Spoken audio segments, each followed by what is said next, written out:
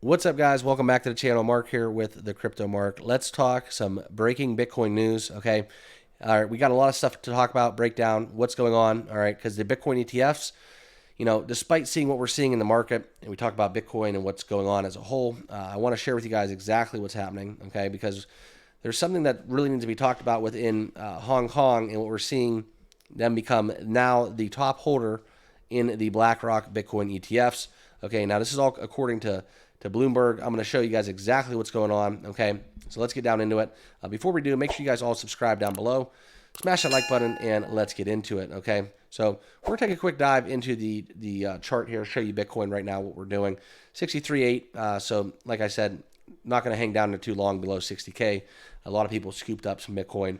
And if you are trading Bitcoin and looking to do so with leverage, make sure you guys click my link down below. Get signed up with Margex today. You can trade up to 100x leverage.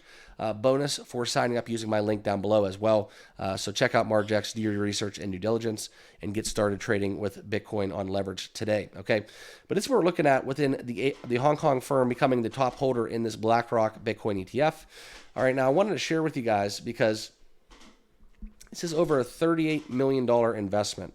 Okay, now this is Yong Rong HK Asset Management Ltd. is now the largest holder within the BlackRock shares iShares Bitcoin ETF Ibit. For those of you that do not know, that is an absolute insane amount for one single entity. Okay, 12% of the reported holdings.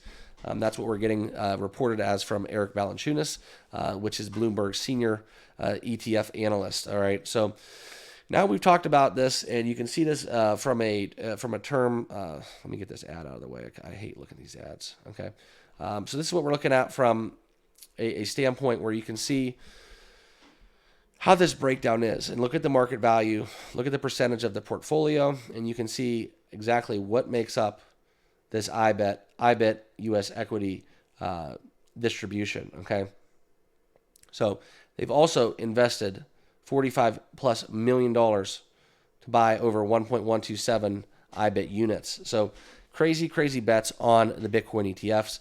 So for those of you that are wondering, you haven't heard about it, and you wonder what's going on with the Bitcoin ETFs, well, here you go. They're not going anywhere.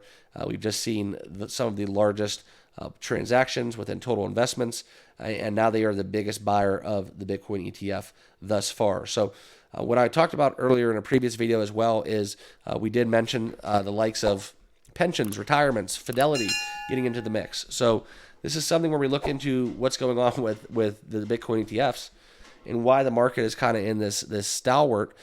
They're not going anywhere. They're just going to keep growing. The market's not doing bad. It may feel that way, but people aren't going to buy these ETFs and spend all this money if they don't believe in this for the long term. Okay. Just my thoughts, as always. Remember, do your own research and due diligence. But we've seen this, and Hong Kong is kind of the outlier, right? They are kind of the unknown variable, right? Because we know how the Asian markets are with it, crypto, with regulation, so on and so forth. Okay, but now with having Bitcoin ETFs, it kind of changes the game.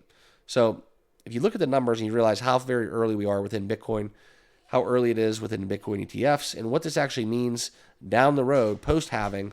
This halving will be a very minute news bulletin when we get to where we're going. That's kind of where we're looking at. So I wanted to share with you guys exactly what I was talking about. Like I said, Bitcoin brushing up against 64K again.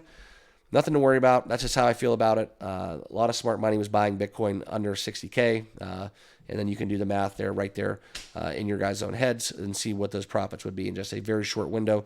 Nothing else like it. Bitcoin continues to dominate. I would like to see some of that dominance kind of dwindle a little bit so the altcoins can have some run as well. But that's not what we're getting right here, right now in the market. So just a quick video update. Hope you all are doing well. Enjoy the rest of the weekend. Remember to subscribe on your way out if you have not already done so.